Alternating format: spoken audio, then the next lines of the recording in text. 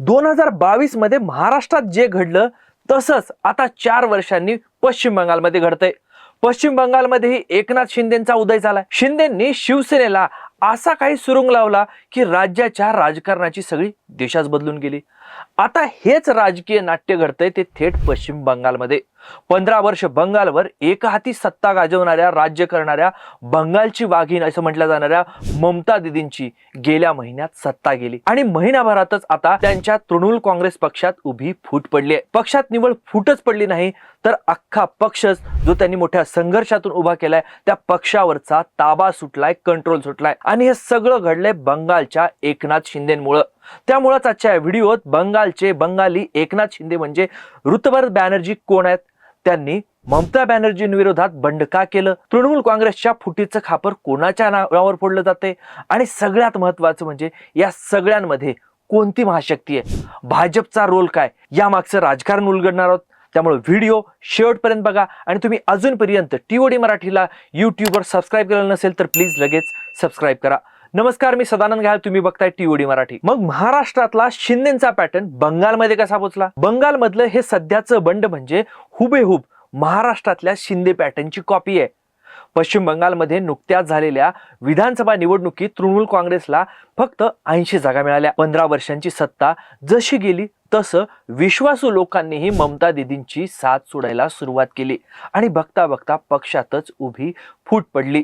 पक्षांतरबंदी कायद्यानुसार आमदारांना अपात्रतेची कारवाई टाळायची असेल आणि मूळ पक्षावर दावा सांगायचा असेल तर त्यांना 2/3 म्हणजे किमान 53 आमदारांची गरज होती। बंडखोर नेते ऋतुपर्ध बॅनर्जी यांनी तब्बल 58 ते 60 आमदारांना एकत्र केलं। या 58 आमदारांनी विधानसभा अध्यक्ष रतींद्र बोस यांच्याकडे सह्यांचं पत्र देत थेट विरोधी पक्षनेते पदावर दावा ठोकला आणि विधानसभा अध्यक्षांनी अवघ्या काही तासातच या गटाला अधिकृत विरोधी पक्ष म्हणून मान्यताही दिली।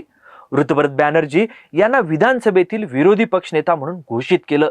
विशेष म्हणजे ममता बॅनर्जींनी विरोधी पक्षनेता म्हणून तब्बल 10 वेळा आमदार राहिलेल्या शोभनदेव चट्टोपाध्याय यांच्या नावाची शिफारस केली होती। पण महाराष्ट्रात शिंदेच्या बंडात राज्यपाल भगतसिंह कोश्यारी यांचा जो टर्निंग पॉइंटचा रोल ठरलेला होता तोच रोल पश्चिम बंगालमध्ये विधानसभा अध्यक्षांचा आहे। जसं एकनाथ शिंदे यांनी शिवसेनेवर, बाळासाहेब ठाकरेंच्या वारशावर दावा ठोकला, अगदी तसंच या बंडखोर गटानेही पश्चिम बंगालमध्ये केले।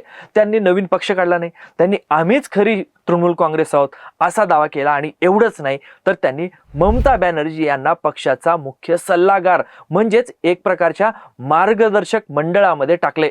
शिंदेंनी उद्धव ठाकरेंची पक्षप्रमुख पदावरून हकालपट्टी न करता स्वतःसाठी मुख्य नेता असं नवं पद निर्माण केलं होतं। अगदी तसंच इथं देखील घडते। मग तृणमूल काँग्रेसमध्ये नेमकी फूट का पडते? आता तुम्हाला प्रश्न पडला असेल की ज्या ममता बॅनर्जींसाठी या आमदारांनी मागच्या सत्तेच्या काळामध्ये रक्त सांडलं त्यांच्या विरुद्ध हे त्यांनी बंड का केलं? तर इंडियन एक्सप्रेसच्या बातमीनुसार या बंडाचं मुख्य कारण ममता दीदी या नसून त्यांचा खासदार पुतण्या अभिषेक बॅनर्जी आहेत। बंडखोर आमदारांचा आरोप आहे की अभिषेक बॅनर्जी हे पक्षात हुकुमशाही पद्धतीने काम करतात। पक्षाची सूत्र आयपॅक या राजकीय सल्लागार कंपनीच्या माध्यमातून एखाद्या कॉर्पोरेट कंपनीसारखी चालवली जातात। जुन्या आणि ज्येष्ठ नेत्यांचा सातत्यानं अपमान केला जातोय। निकालानंतर पक्ष नेतृत्वावर प्रश्नचिन्ह निर्माण करणारे निलंबित टीएमसी नेते रिजू दत्ता यांनी तर आणखी गंभीर आरोप केलेत। त्यांच्या मते पक्षात थ्रेट कल्चर म्हणजे धमकावण्याचं राजकारण सुरू आहे आणि लोकशाहीच उरली नाही। पण या बंडाची ठिणगी पडली ती बनावट सह्यांच्या प्रकरणामुळे। झालं असं की अभिषेक बॅनर्जींच्या सूचनेनुसार ज्येष्ठ नेते शोभनदेव चट्टोपाध्याय यांना विरोधी पक्षनेता बनवण्यासाठी विधानसभा अध्यक्षांना एक पत्र पाठवण्यात आलं। पण ऋतुपर्ध बॅनर्जी आणि संदीपन साहा या आमदारांनी आम्ही त्या बैठकीला हजरच नव्हतो तरीही त्या पत्रावर ब्लॉक लेटर्समध्ये आमच्या खोट्या सह्या करण्यात आल्या आहेत असा खळबळजनक दावा केला। या बनावट सह्यांच्या प्रकरणाची चौकशी थेट CID कडे गेली आणि दरम्यानच्या काळामध्ये अभिषेक बॅनर्जींना नोटीस गेली आणि त्याच वेळी ईडीनेही त्यांना जुन्या एका प्रकरणामध्ये समन्स बजावलं। याच सगळ्या पार्श्वभूमीवर या आमदारांनी थेट बंडाचं हातारे पसरलं। मग ऋतुपर्ध बॅनर्जींना बंगाली एकनाथ शिंदे का म्हणतात? तर हे सगळं घडतंय ते बंगालचे एकनाथ शिंदे ज्यांना म्हटलं जातंय त्या ऋतुपर्ध बॅनर्जींच्या नेतृत्वात।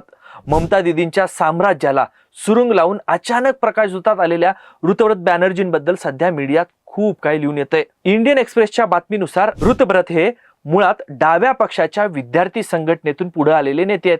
वयाच्या अवघ्या 34व्या वर्षी CPIMनं त्यांना थेट राज्यसभेवर पाठवलं होतं. पण 2017 मध्ये ऍपल वॉच वापरण्यासारखी महागडी जीवनशैली आणि तत्कालीन नेते महत्वाचे प्रकाश करात यांच्यासारख्या पक्षाच्या वरिष्ठ नेत्यांवर उघडपणे टीका केल्यामुळे शिस्तभंगाचा ठपका ठेवून CPIMनं त्यांची पक्षातून हकालपट्टी केली होती. म्हणजे पक्ष नेतृत्वाविरुद्ध भूमिका घेण्याचा त्यांचा जुना इतिहास राहिलाय. CPIMनं हकालपट्टी केल्यानंतर मग ममता बॅनर्जींनी त्यांना तृणमूलमध्ये घेतलं, पक्षाच्या कामगार संघटनेचा अध्यक्ष केलं, राज्यसभेवरही पाठवलं आणि अलीकडेच झालेल्या विधानसभा निवडणुकीत उलबेरिया पूर्व मतदारसंघातून तिकीट देऊन आमदारही बनवलं. पण हेच ऋतव्रत बॅनर्जी आता ममता दीदींसाठी डोकेदुखी ठरलेत. विधानसभा निकालानंतर काही दिवसांपूर्वी त्यांची दिल्लीतल्या बंगभवनमध्ये, म्हणजे तिथलं जे महाराष्ट्र सदन सारखं बंगभवन आहे, तिथं भाजपचे दिग्गज नेते आणि पश्चिम बंगालचे मुख्यमंत्री शुभेंदू अधिकारी यांच्याशी गुप्त भेट झाली आणि तिथूनच या राजकीय बंडाची स्क्रिप्ट लिहिली गेली असावी असा राजकीय वर्तुळात अंदाज आहे. आज तेच ऋतव्रत बॅनर्जी बंगालच्या विधानसभेत ममता दीदींना आव्हान देत थेट राज्याचे विरोधी पक्षनेते बनलेत. त्यामुळेच आज सोशल मीडियावर ऋतव्रत बॅनर्जींना बंगाली एकनाथ शिंदे म्हटलं जाते. पण खरंच तृणमूल फोडण्यामागं भाजपचा हात आहे का? तर भाजपनं बंगालमध्ये सत्ता स्थापनेसाठी हे बंड घडवून आणलं असेल असं तुम्हाला वाटत असेल तर तसं नाही. बंगालच्या 294 जागांच्या विधानसभेत भाजपकडे आधीच 208 आमदारांचं प्रचंड बहुमत आहे. त्यामुळे भाजपला तिथं सरकार बनवण्यासाठी ऋतव्रत बॅनर्जी किंवा त्यांच्या 58 आमदारांची काहीही गरज नाही. मग भाजपनं हा खेळ का केला असेल याचं उत्तर आपल्याला इंडियन एक्सप्रेसच्या बातमीत सापडतं. हे भाजपचं सगळ्यात मोठं राष्ट्रीय टार्गेट आहे असं या बातमीत म्हणलंय. सध्या लोकसभेत NDA कडे स्पष्ट बहुमत असलं तरी वन नेशन वन इलेक्शन किंवा लोकसभेच्या जागा 545 वरून थेट 850 पर्यंत वाढवणारं डिलिमिटेशन बिल यासारखी मोठी आणि ऐतिहासिक विधेयकं मंजूर करण्यासाठी संसदेत 2/3 बहुमताची गरज आहे आणि ती NDA कडे नाही.